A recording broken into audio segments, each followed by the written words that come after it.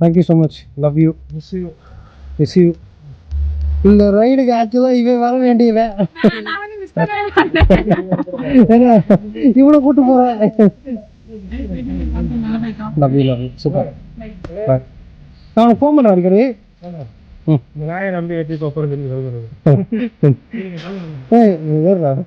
இது மினிட் ஏறா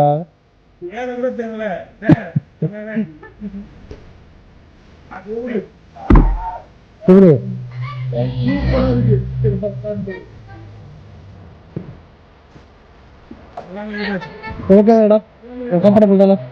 கம்ஃபர்டபுள் தானே?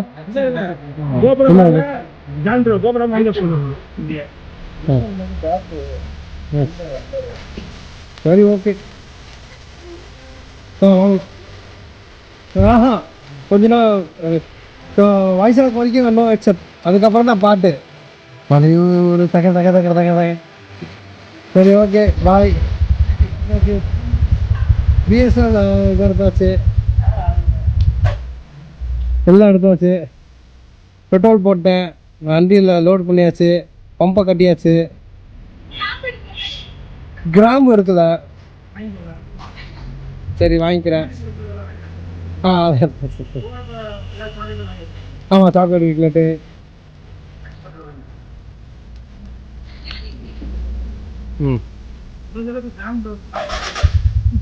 பசி காட்ட வரைக்கும் பசி பட்டினியுமா கூட்டு போனோம்ல.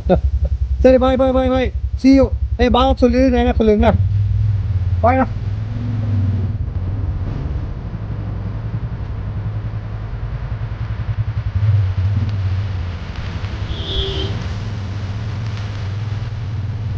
Hey, hi guys, very good morning. Welcome back to our channel Bike for Beach.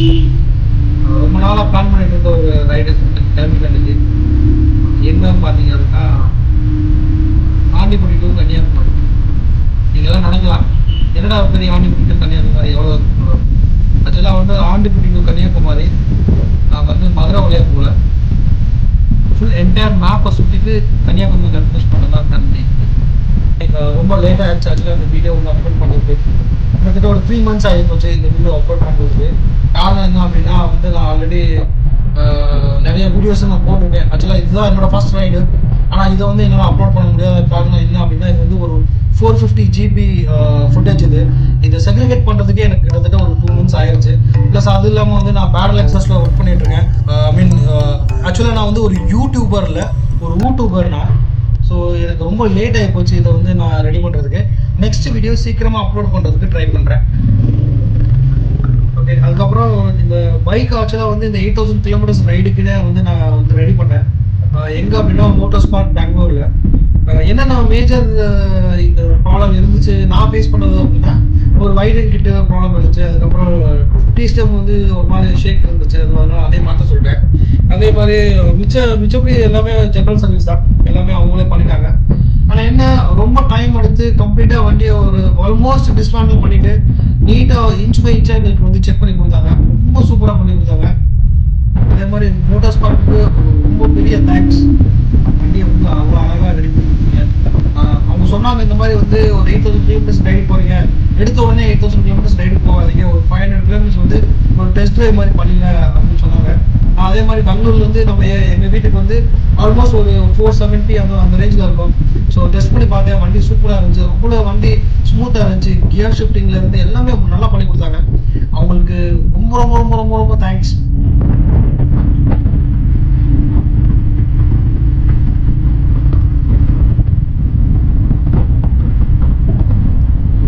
Okay, இந்த ரைடுக்கு நான் என்ன கேரி பண்ணேன் அப்படின்னா, chain lube, pump, spanner set, அதுக்கப்புறம் puncture kit, spark plug, accelerator cable, clutch cable, fuse, lights, இதுதான் வந்து எடுத்திருக்கேன். வேறு ஒன்றும் மேஜர் எடுக்கல. ஆக்சிடென்ட் எல்லாமே புதுசு போட்டாச்சு. ஸோ அதனால் வேறு எதுவும் நான் கேரி பண்ணல.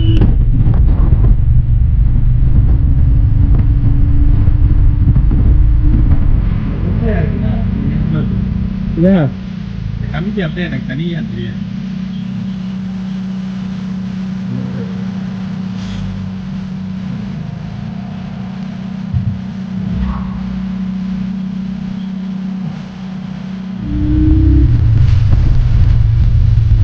திண்டுக்கல் ரீச் ஆகிட்டோம். இங்கேருந்து ஒரு 90 கிலோமீட்டர்ஸ் வருது திருச்சிக்கு.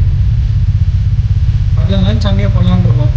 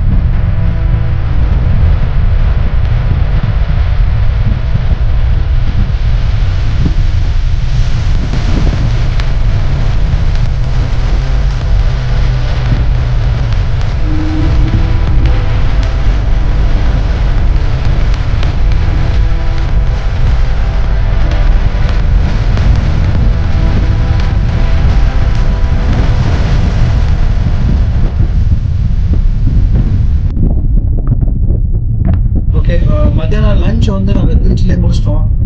அதே மாதிரி இப்போ சென்னை ஆல்மோஸ்ட் ரீச் ஆகிட்டு இருக்கோம். ரொம்ப லேட் ஆயிடுச்சு. காரணம் என்ன அப்படின்னா வந்து திருச்சியில் வந்து தேர் திருவிழா இன்னைக்கு. எதிர்பார்க்கவே இல்லை. இன்னே கிட்டத்தட்ட ஒரு 1.5 hour டைம் ஸ்பெண்ட் பண்ணுற மாதிரி போச்சு ரோட்லேயும். ஆக்சுவலாக பேட்டரி ஃபுல்லாக ட்ரெயின் ஆகிடும் கோபுரம் ஓடுன்னு சொல்லிட்டு ஆஃப் பண்ணி வச்சிட்டோம். ஆனால் அங்கே தான் நிறையா ஃபன் திங் நடந்துச்சு. அதை ஷூட் பண்ண முடியாமல் போச்சு. இது ஆக்சுவலாக ஒரு நல்ல பாடம். நெக்ஸ்ட் டைம் வந்து கம்ப்ளீட் கோபுரம் ஆன்ல இருக்கும். என்ன ஆச்சு அப்படின்னா பஸ்ஸில் வந்து ஒரு பையன் வந்துட்டு என்ன லடாக் போகிறீங்க அப்படின்னாரு. இல்லை பிரதர் லடாக் போக கன்னியாகுமரி போகிறோம் அப்படின்னு சொன்னாங்க. இந்த பையன் உடனே நீங்கள் வந்து பின்னாடி போங்க, நீங்கள் இப்படி போயிருக்கீங்க அப்படின்னாங்க. இல்லை தம்பி, நேராக இங்கேருந்து டெல்லி போயிட்டு டெல்லியிலேருந்து ஒரு ரவுண்ட் அடிச்சு கன்னியாகுமரி போகிறோம் அப்படின்னு சொன்னாங்க. அதுக்கப்புறம் நான் பையன் சொல்கிறான், இந்த மாதிரி பொள்ளாச்சி போய் ரிட்டர்ன் பண்ண முடியாதே அப்படின்னு.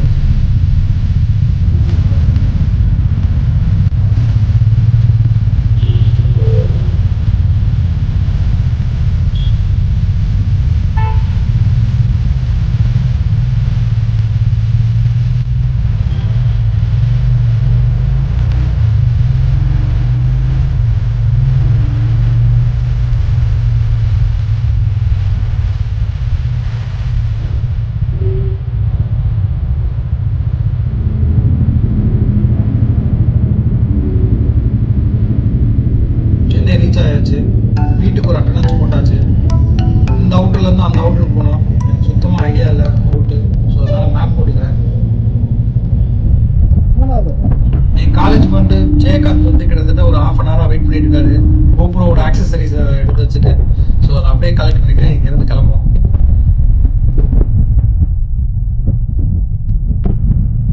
அதே மாதிரி ஆந்திராவில் வந்து ப்ரைஸ் கம்மியாக இருக்கும், பெட்ரோல் ப்ரைஸ் கம்மியாக இருக்கும்னு சொல்லிட்டு தமிழ்நாட்டில் பெட்ரோல் போடாமல் ஆந்திராவுக்கு வந்தேன்.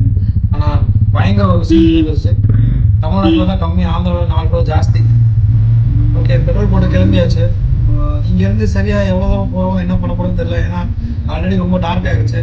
எங்கே டின்னர் கிடைக்குதோ அங்கே சாப்பிட்டு பக்கத்தில் எங்கேயா இருக்கும்போது தான் அங்கேயே செட்டில் ஆகலாம்னு முடிவு பண்ணியிருக்கோம். இந்த வீடியோ நாளைக்கு கண்டினியூ பண்ணுறேன். தேங்க்யூ.